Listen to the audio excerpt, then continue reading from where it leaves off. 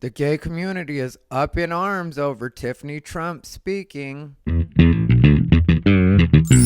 What's up, everybody? Rivera here, the absolute best LGBTQ comedian in the world. Before we get started, make sure you like the video, comment when I get on your nerves, and subscribe so you know the next time I'll be getting on your nerves. Today, people are upset because Tiffany Trump spoke at a Republican Pride event, which obviously was directed at the LGBT Trump supporters. And here's the thing. Maybe I'll care about what the gay community cares about when the gay community starts to care what I and other people of color that happen to be LGBT think.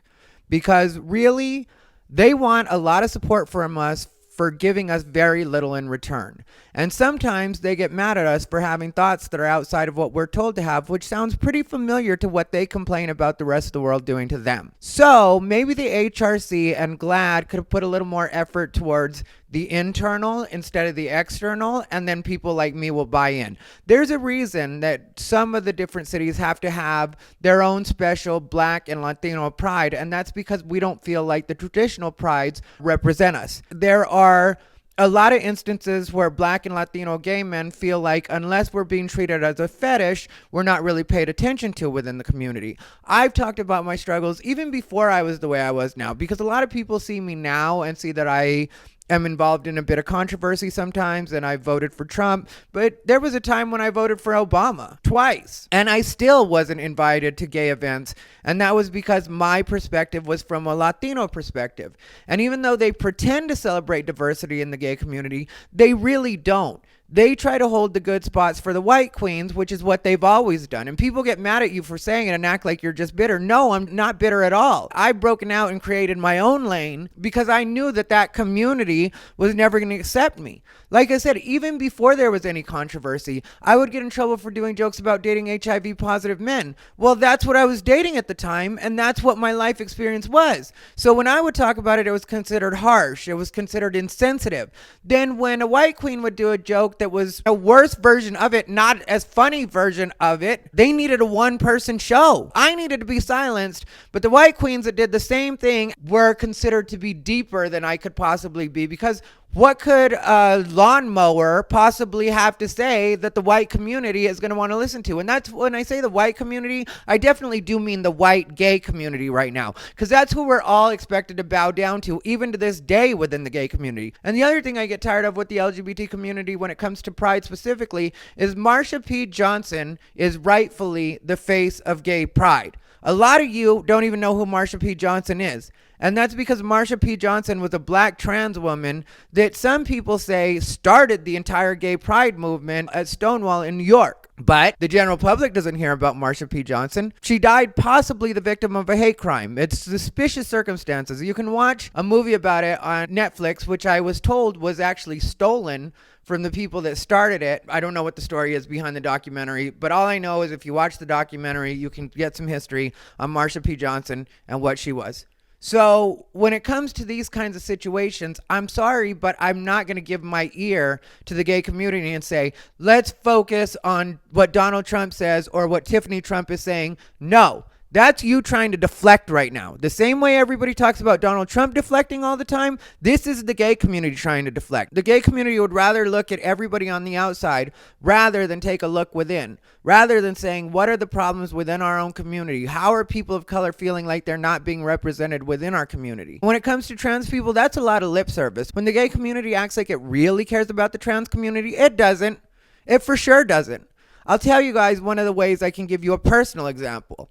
Couple months back, I'm doing a show. I do a couple jokes about trans people or trans in general, and that's because I have a very close connection with trans people. Trans people were some of the first people to take me in when I first came out. So I have a right to have an opinion and have some jokes and say some things that I think are funny. Are they leading to something bigger? Yes. Are they leading to a deeper point? Yes. Have I gotten there yet? No. And I definitely will admit that. I will own that. But part of the reason that it's been stifled a bit is because I have people that are not trans getting mad at me for doing these jokes. And it's like, you're in my way right now, white gay man. And that's always who it is. Because a particular show I was doing, I think we were in June. So, kind of mid shutdown, but it was a drive-in show. And so I do a couple jokes about trans people. Some white gay men step in and have decided that I shouldn't be doing these jokes. So they start a campaign to try to cancel me. Very ineffective campaign. A campaign that I should teach a class on how I handled that cancellation, because I sent that right back. I was like, no, thank you. You're not canceling me, white gay men, especially over doing some jokes that have nothing to do with you.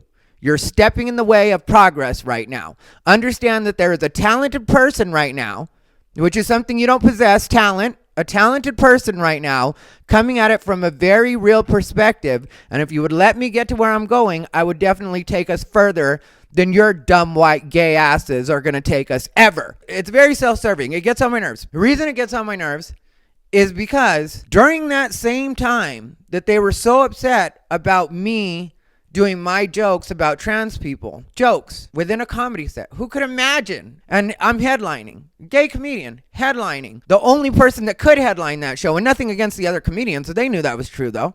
Because every time that they would need to be bailed out, because, you're performing for cars.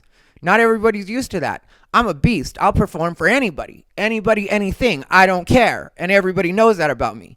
So when other people would bail from the stage early because they couldn't handle the awkwardness of the situation, I would have to go extra long at the end and kill it for those people. I had those cars honking. I had people going crazy. But I'm supposed to fall back on what I do because white gays are mad at me for making something funny that they couldn't possibly make funny. So they decide to cancel me. Well, at the same time that this was happening, the only trans-specific bar in Las Vegas, the Las Vegas Lounge, was closing down. Now it's closed down. But there was never a GoFundMe held to make sure that trans people had a place that they felt welcome.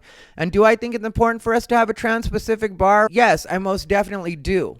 Because a lot of times trans people don't feel comfortable in the gay bars, especially trans women. They have to deal with a lot of bullshit that they don't want to deal with, and they should have their own place where at least they can be like, this is ours. This is our home. We don't have to work around the gay boys.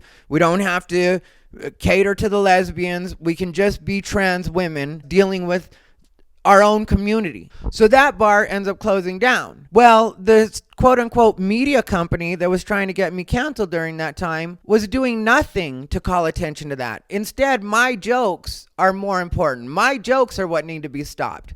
So you would rather do something negative in stopping a talented gay man from doing something that you couldn't possibly do. You would rather focus your energy on that than doing something that could actually uplift the community, help the community by keeping a spot open that caters to a group of people that are marginalized within a marginalized community. So do I really care what Tiffany Trump had to say?